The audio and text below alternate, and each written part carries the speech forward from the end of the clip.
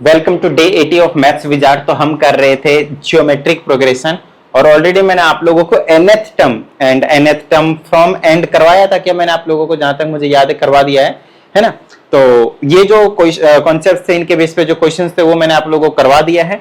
ठीक है, अगर किसी ने शायद जहां तक मुझे याद है क्वेश्चन शायद नहीं थे तो nth टर्म ये सब मैंने करवाए हुए आप लोगों को, बट फिर भी एक बार बता देता हूँ। जैसे मेरे पास मैंने बोला 3 है, फिर 6 है, फिर आपके पास 12 है, फिर 24 है। ये आपके पास एक जीपी आपको साफ साफ पता चल रहा है। क्यों? क्योंकि जो आर है कॉमन रेशियो है a2 बाय a1, राइट।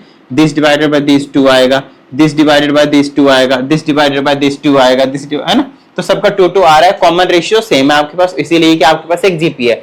लेकिन इसी जीपी में इसी तरीके से आगे में चलता चला गया और यहाँ पे मैंने बोल दिया कि ये 96 है। कितना आपके पास? 96 है। और मैंने बोल दिया कि आप मुझे फोर्थ टर्म बताओ, फोर्थ टर्म फ्रॉम एंड। ठीक है, तो इसमें क्या होता है आपके पास? इसमें कुछ इस तरह की कहानी जो है आपको देखने को मिलेगी। इसका फॉर्मूला होता है L अपॉन R की पावर n-1। याद आया? Where L is nothing but the last term. क्या होता था आपके पास? ये लास्ट टर्म कितना है? 96 डिवाइडेड बाय R कितना? कॉमन रेशियो 2 है, उसकी पावर n-1। फोर्थ टर्म निकालना है, 4 - 1 3। तो ये 96 डिवाइडेड बाय, इसका मतलब 8 हो गया, 2 है ना, 8 से कैंसिल करेंगे 1 और ये 2, 12 आ गया। तो वैसे पता 24 के बाद कितना आएगा? 48 और 48 हो जाए 96। तो ये जीपी था, है ना। तो यहां से आप देखो 1 2 3 4, फोर्थ टर्म कौन सा आपके पास? 12 है। यही तो आपसे मैंने यहाँ पे पूछा हुआ है, राइट। तो इस तरीके से जो है वो nth टर्म निकालते हैं from and in geometric progression. और आज का जो अपना टॉपिक होने वाला है वो है आपके पास सम ऑफ nth टर्म, और साथ ही हम डिस्कस करेंगे यहीं पे ज्योमेट्रिक मीन से रिलेटेड चीजें। ठीक है, और ये चीजें एक बार मैं आप लोगों को क्लियर करवा दूंगा, फिर आगे है जो है वो चले जाएंगे दूसरे चैप्टर के ऊपर। इतना ही आपके पास जो कॉन्सेप्ट है, और इसके बेसिस पे पहले क्वेश्चन तो करेंगे भी, 3-4 दिन क्वेश्चन करेंगे आराम से, कोई टेंशन वाली बात नहीं। ठीक है, चलो। तो अगर किसी भी स्टूडेंट को कुछ डाउट आता है तो आप इस नंबर पे कनेक्ट हो जाइएगा। ठीक है, और किसी भी स्टूडेंट को पर्सनल ऑनलाइन क्लास की रिक्वायरमेंट हो तो भी आप इसी नंबर पे कनेक्ट हो जाइएगा। साथ ही पीडीएफ के लिए आप टेलीग्राम ग्रुप को ज्वाइन कर लीजिए, लिंक आपको डिस्क्रिप्शन में जो है वो देखने को मिलेगा। आइए आगे की बात करते हैं। तो सबसे पहले बात करेंगे sum of N terms, sum of N terms of GP की बात करेंगे, ज्योमेट्रिक प्रोग्रेशन की बात करेंगे। तो यहाँ पे जो सम के जो फॉर्मूले होते हैं ना आपके पास पूरे 3 होते हैं, 3। ठीक है, जिसमें से पहला तो बहुत ज्यादा सुपर इजी है और दूसरा तीसरा दोनों ही सेम है, माइनस से डिफरेंस है वो बता देंगे। और ये भी बता देंगे आपको कि दूसरे और तीसरे में कौन सा कब कहां यूज करना हो तो ठीक है, लेकिन कई बार आपको पता भी नहीं लगेगा कहां पे मैं कौन सा फॉर्मूला यूज करूं। तो टेंशन नहीं, कोई जरूरत नहीं, मैं आपको बताऊंगा। ठीक है, टेंशन मतलब। चलो आइए मैं आपको समझा देता हूं फटाफट कि किस किस टाइप के जो क्वेश्चन है वो आपके पास देखने को मिलेंगे। एक बात बताइएगा, मैं बोलता हूं ये 3 है, ये वापिस 3 है, ये वापिस 3 है, ये वापिस 3 है, ये वापिस 3 है और ये वापिस 3। यहीं पे मैंने रोक दिया। कितने? 3 3 6 टर्म्स है आपके पास, राइट। और मैंने बोला कि आप पहले मुझे ये बताओ क्या ये जीपी है या नहीं। तो आप बोलोगे a2 डिवाइडेड बाय a1 1 आया, a3 डिवाइडेड बाय a2 1 आया, a4 डिवाइडेड बाय a3 1 आया, a5 डिवाइडेड बाय a4 1 आया, a6 डिवाइडेड बाय a5। यार सब में 1 आ रहा है, मतलब कॉमन रेशियो 1 है। And if common ratio is same then it is a GP. Simple सी बात है। ठीक है भाई, चलो अब ये जीपी भी हमने प्रूव कर दिया। अब आपसे बोलता हूं इनका सम बताओ। तो आप बोलोगे 3 6 9 12 15 18, सबको जोड़ दिया कितना आ गया? 18। सम तो 18 आ गया। तो सम निकाला कितने टर्म्स का? 6 टर्म्स का। कितना आया? 18 आया। बोलो हाँ या नहीं। तुरंत को तुरंत निकाल दिया। तो सर इसमें क्या बड़ी बात है, ऐसा एपी आएगा तो हम अपने खुद ही निकाल देंगे। इसके लिए तो फॉर्मूले भी नहीं चाहिए। बिल्कुल सही बात है, फॉर्मूले भी नहीं चाहिए, अब आराम से नॉर्मली जोड़कर मल्टीप्लाई करके निकाल सकते हो। बस मैं आपसे इतना बताना चाह रहा हूं कि अगर आपके पास सभी टर्म्स सेम हो तो इसको a1 a2 a3 नाम देने की जरूरत नहीं, बस a देख लो कि सबको a बोल दो। तो सम ऑफ n टर्म्स का मान लेते हैं ये 6 टर्म्स है, तो 6 × 3 करेंगे, 6 × a करेंगे, है ना। तो वही चीज है सेम आपके पास, n × a कर दोगे। जितने टर्म्स हैं उसको सारे के सारे का सेम होते हैं, a से मल्टीप्लाई कर देंगे।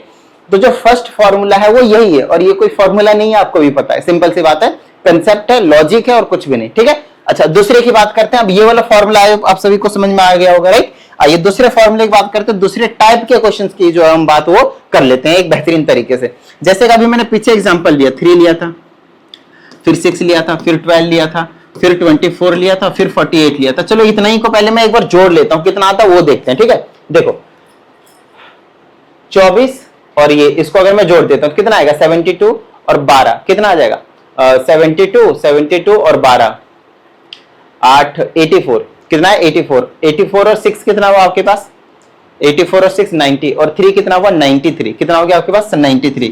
इन सभी टर्म्स का अगर मैं सम करता हूं तो क्या आएगा आपके पास 93 आएगी। ये चीज तो हमने देख लिया, लेकिन यही टर्म्स अगर बहुत सारी टर्म्स दे दिया जाए तो उस केस में हमें जोड़ना थोड़ा सा मुश्किल हो जाएगा, राइट। तो उस केस के लिए, उस टाइप के फॉर्मूले के लिए, उसके लिए हमें क्या चाहिए होता है, एक फॉर्मूला चाहिए होता है। तो कैसे, आइए समझते हैं। इस केस का जो फॉर्मूला है ना वो है आपके पास S N is equal to A bracket में आर की power N minus one bracket close divided by R minus one. इसमें कंडीशन होती है, कंडीशन बाद में बताऊंगा, टेंशन मत लीजिए। अभी मैं आपको दो ईपी बताऊंगा, दोनों के बेस पे डिफरेंट डिफरेंट फॉर्मूला बताऊंगा, उसके बाद मैं आप लोगों को कंडीशन बताऊंगा कि किस में क्या कंडीशन होती है, और मेरे हिसाब से तब तक आप खुद ही एनालाइज कर लेंगे कि क्या कंडीशन है, राइट। चलिए, तो मैं कहता हूं 1 2 3 4 5 टर्म्स का हमें सम निकालना है। It means we are given n as 5, n कितना आपके पास 5 गिवन है। दूसरी चीज, अगर मैं r की बात करता हूं तो दिस डिवाइडेड बाय दिस करेंगे, a2 divided by a1 which is 2 आ गया, और a की बात करता हूं फर्स्ट टर्म तो आपके पास साफ साफ दिख रहा है विच इज 3, राइट। यही तीन टर्म हमें यहाँ पे साफ साफ देखने को मिल रहा है। यही तीन चीज मुझे पता चल गया तो यहाँ पे मैं लाकर पटक दूंगा और बस तुरंत का तुरंत सॉल्व मार दूंगा, राइट। तो चलो, मेरे पास आ जाएगा एस एन, एन के जगह पे 5 रख दूंगा, 5 टर्म्स का सम। ए के जगह रख देता हूं 3 ब्रैकेट में, आर के जगह रख देता हूं 2 और एन के जगह रख देता हूं 5 माइनस का 1 डिवाइडेड बाय आर के जगह रख देता हूं 2 माइनस का 1। क्या इतनी बात समझ में आई आपके पास? डन है भाई। तो ये आ जाएगा मेरे पास S5 is equal to 3 into में ब्रैकेट में मल्टीप्लाई लिखो 2 की पावर 5 कितना होता है जल्दी बताओ भाई? 32 और माइनस 1 कितना होता है भाई? 31 और होल डिवाइडेड बाय 2 माइनस 1 कितना होता है? 1। तो ये हो गया मेरे पास, मल्टीप्लाई करते आ गया 93 डिवाइडेड बाय 1, और 1 आपको लिखने की जरूरत नहीं होती है डिनोमिनेटर में। तो मेरे पास जो अभी सॉल्व करके आ गया वो आपके पास 93, और हमने अभी ओरली जो ऐड किया था वहां पे भी हमने देखा था कि जो सम आया है वो आपके पास 93 आया। क्लियर है इतनी बात? डन है भाई, ठीक है। इसी टाइप का एक ना, वापिस इसको मैं रिवर्स करता हूं, ध्यान समझिएगा, इसको मैं रिवर्स करता हूं। इसी जीपी को मैं उल्टा लिख देता हूं, उल्टा मतलब आगे पीछे करके। अब मैं 48 से शुरू कर रहा हूं, फिर आ जाता हूं मैं कहां पे? 24 पे, फिर कहां आ जाता हूं मैं? 12 पे, फिर कहां आता हूं? 6 पे, फिर कहां पे आता हूं मैं? 3 पे आता हूं, ठीक है। अब फिर से मैंने बोला इनका सम निकालो, तो आप मुझे एक बात बताओ, अगर मैं इनका सम निकालता हूं तो क्या आएगा? क्या अलग आएगा? सम करूंगा तो अगेन आपके पास 93 ही तो आएगा भाई, अगेन आपके पास 93 ही तो आएगा भाई। लेकिन अगर आप इसी फॉर्मूले से निकालने जाते हैं तो हो जाएगी समस्या, नेगेटिव नंबर की समस्या आएगी। तो इस केस में जो हम फॉर्मूला यूज करते हैं, कब कौन सा फॉर्मूला यूज करेंगे आपको टेंशन लेने की जरूरत नहीं है, अभी क्लियर हो जाएगा। इस केस में जो हम फॉर्मूला यूज करते हैं वो ये वाला यूज करते हैं। अब बात आती है कि ये वाला क्यों यूज करते हैं, अभी आप खुद देख लेंगे, समझ में आ जाएगा, टेंशन मत लीजिए। और कब कौन सा यूज करेंगे पता चल जाएगा। तो S5 निकालना है, n के जगह पे टोटल टर्म्स जो आपके पास 5 है। फर्स्ट टर्म का जो काम करने वाला है इस केस में वो 48 काम करेगा भाई। उसके बाद आपके पास कौन है भाई, देख लो अच्छे से फटाफट, R निकालना भी बाकी। R is equal to this divided by this करेंगे तो 24 divided by 48 which is nothing but 1/2 आने वाला है आपके पास। कितना आएगा भाई? 1/2 आने वाला है। चलो पुट करते हैं। तो अगर मैं यहां की बात करता हूं, a के जगह पे 48 रख दूंगा ब्रैकेट 1 माइनस r के जगह 1/2 की पावर n के जगह पे 5, और पूरे के नीचे में आपके पास 1 माइनस ये हो जाएगा आपके पास 1/2। क्या इतनी बात समझ में आ गई? ठीक है, अब इसको सॉल्व करते हैं। चलो, तो मेरे पास आ जाने वाला है यहां से S5 इज इक्वल टू, ये हो गया 48 ब्रैकेट 1 माइनस 1/2 की पावर, ये जो 5 है ना पावर में, वो इसमें भी जाएगा इसमें भी जाएगा, तो 1 की power 5 is 5 and 2 raise to power 5 is nothing but 32, और whole divided by 1 minus 1/2 is nothing but 1/2। ठीक है, चलो एलसीएम लेकर आप सॉल्व कर सकते हैं उसको, नो प्रॉब्लम। अब मैं S5 निकालने के लिए जाता हूं तो कितना आएगा? 48 ब्रैकेट में यहां पे एलसीएम ले लेता हूं, आ जाएगा 31 डिवाइडेड बाय 32, और नीचे 1/2 है, रेसिप्रोकल करूंगा तो 2/1 हो जाने वाला है आपके पास। कितना हो जाएगा आपके पास? 2/1 हो जाने वाला है। अब क्या करूं भाई, तो मेरे पास यहां से आ जाएगा S5 इज इक्वल टू 2 से इसको काट दूंगा 16 टाइम्स में, और 16 से इसको काट दूंगा 3 टाइम्स में, 3 इंटू 31 करूंगा, 3 इंटू 31 कितना आएगा आपके पास? 93। लो भाई, मैंने सिर्फ और सिर्फ क्या किया, जीपी को आगे पीछे कर दिया, और यहां से आपको पता है सम में तो कुछ फर्क पड़ेगा नहीं, लेकिन फॉर्मूला जो है वो अलग अलग जा रहा है। बस यही इंपॉर्टेंट कॉन्सेप्ट है यहाँ पे, बस यही इंपॉर्टेंट कॉन्सेप्ट है कि भाई कब कौन सा फॉर्मूला हमें लगाना है। आओ अब इसी कॉन्सेप्ट को हम क्या करते हैं, फटाफट क्लियर कर लेते हैं। अब आपको यहाँ पे एक चीज नोटिस करवाता हूं, वो ये करवाता हूं कि यहाँ पे जो जीपी था आपके पास, वो जीपी था आपके पास इंक्रीजिंग जीपी था, इंक्रीजिंग जीपी था, बोलो हाँ या नहीं। इंक्रीजिंग जीपी कब होता है आपके पास, जब आर की वैल्यू 1 से ग्रेटर होती है। क्या होती है, 1 से ग्रेटर होती है। तो ये वाला जो फॉर्मूला अप्लाई होता है वो ग्रेटर देन 1 के लिए। आर की वैल्यू जब ग्रेटर देन 1 आता है तब आप ये वाला फॉर्मूला आप अप्लाई करने वाले हो, और इसमें आप मॉड्यूलस लगा लोगे। माइनस साइन आया तो उससे घबराना मत, प्लस का ही समझना, माइनस को इग्नोर करना, और फिर उस वैल्यू को देखना कि ग्रेटर देन 1 है या लेस देन 1 है। समझ में आई इतनी बात। नेगेटिव भी आए तो भी आपको घबराना नहीं है कि वो तो हमेशा लेस देन 1 होगा, ऐसा नहीं है। ध्यान रहे इस चीज का, ऐसा नहीं है। आपको क्या करना है, उसका मॉड्यूलस लगा देना है। मॉड्यूलस का देखना है कि ग्रेटर देन 1 है या फिर नहीं है, पॉजिटिव का लेना है। लेट से अगर यहाँ पे आर की वैल्यू माइनस का 3 आता तो आर अब बोल देंगे लेस देन 1 होगा। अब ये वाला फॉर्मूला लगा दोगे तो कि लेस देन 1 है, नहीं, ये मॉड्यूलस में है। दोनों कंडीशन में क्या आपके पास मॉड्यूलस में है। यहाँ पे मॉड्यूलस की वैल्यू ग्रेटर देन 1 है। मॉड्यूलस का मतलब यहाँ पे मॉड्यूलस लगाता हूं तो मॉड्यूलस आर क्या हो गया, 3 हो गया। नेगेटिव वैल्यू भी क्या दे देता है मॉड्यूलस आपके पास, पॉजिटिव दे देता है, राइट। तो मॉड्यूलस आपके पास क्या निकल गया, पॉजिटिव वैल्यू। तो यही वाला फॉर्मूला लगाएंगे इस केस में भी। तो मॉड्यूलस का थोड़ा सा ध्यान रखिएगा, टेंशन फ्री। क्लियर है यहाँ तक। अब यहाँ पे आप नोटिस करेंगे थोड़ा सा याद रखने के लिए कि भाई यहाँ पे -1 है, यहाँ पे वैल्यू 1 हो नहीं सकता क्योंकि 1 हुआ। अच्छा, ये वाला जो फॉर्मूला था जो सिंपल था आपके पास, यहाँ पे आप नोटिस करोगे कि आर की वैल्यू कितनी है। तीनों के केस में आर की वैल्यू देखना। इस केस में दिस डिवाइड बाय दिस 1 आया। आर की वैल्यू कितनी आई थी, 1 आई थी। जब आर की वैल्यू 1 होता है तो सिंपल क्वेश्चन हो जाता है, n टाइम्स a हो जाता है। और यहाँ पे आपके पास आर की वैल्यू 1 से ही सारा रिलेशन यहाँ पे खेल जो है वो बन रहा है, ग्रेटर देन 1 है। Modulus r is greater than 1 है, और यहाँ पे मॉड्यूलस ऑफ आर क्या आपके पास लेस देन 1 है। आपको साफ साफ दिख रहा है 1/2 कितना होता है, 0.5, और 0.5 क्या होता है आपके पास 1 से लेस। मतलब 0 और 1 के बीच में कोई वैल्यू आएगी तो ये फॉर्मूला लग जाएगा, और 1 से ग्रेटर आएगी तो आपके पास ये फॉर्मूला लग जाएगा। अब थोड़ा सा और याद रखने के लिए कि ये फॉर्मूला ही इस केस में क्यों लग रहा है, ध्यान समझना। यहाँ पे आर है, यहाँ पे क्या है 1 है। 1 तो हो नहीं सकता, नीचे अनडिफाइंड वाली कंडीशन आ जाएगी। तो आर की वैल्यू ग्रेटर ही होना पड़ेगा। नेगेटिव यहाँ पे कुछ डील नहीं कर रहे हैं, ठीक है। नेगेटिव ऐसा समझ लेना, नेगेटिव आ जाएगा। आर की वैल्यू अगर छोटी आ जाए 1 से तो नेगेटिव आ जाएगा, नेगेटिव नहीं हो सकता, ऐसा समझ लेना बस याद करने के लिए। आर की वैल्यू हमेशा क्या होगा, बड़ी होगी तभी r-1 पॉजिटिव आएगी।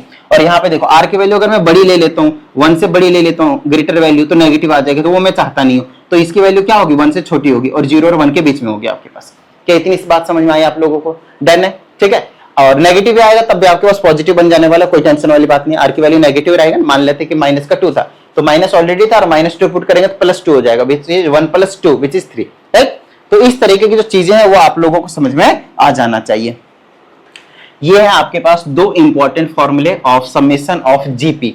क्लियर है यहाँ तक, ठीक है, डन है। और एक कंसेप्ट हमें और इसी वीडियो में जो है वो कवर करना है, और वो कॉन्सेप्ट है हमारे पास ज्योमेट्रिक मीन का। ज्योमेट्रिक मीन का, अब ये ज्योमेट्रिक मीन का क्या मीनिंग है, वापस मैं यही एग्जांपल ले लेता हूं 3, 6 और 12 का। 3 और 6 और 12 का, 3, 6 एंड 12, ठीक है।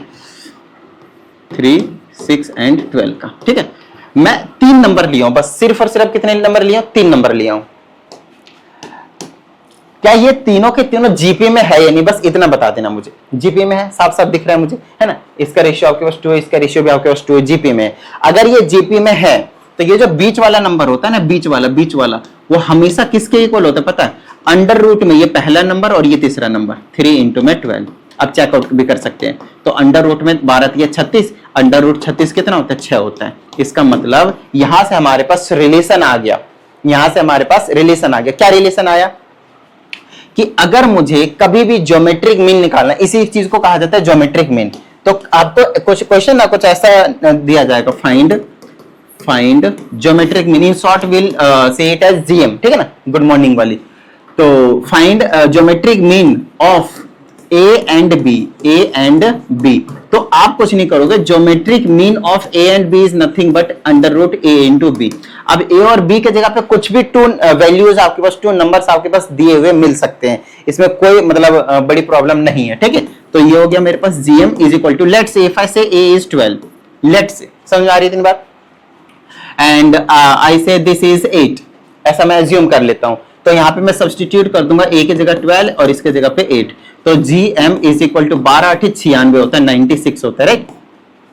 अब इसका आपके पास बस ब्रेक डाउन कर देना है। कई बार क्या होता है परफेक्ट स्क्वायर नहीं बनेंगे, जरूरी नहीं परफेक्ट स्क्वायर नंबर आपके पास हर बार आएगा। बस आपको क्या करना है, प्राइम फैक्टराइजेशन करते जाना। 248, 224, 212, 26, 2 3 और एक 3, जिसकी पेयर बना उसको बाहर कर दो। 2 और 2 का पेयर बना तो 4 बाहर चला गया, 2 2 जा 4, ठीक। और 2 और 3 बन गया तो ये आपके पास 6 एज इट इज रहेगा।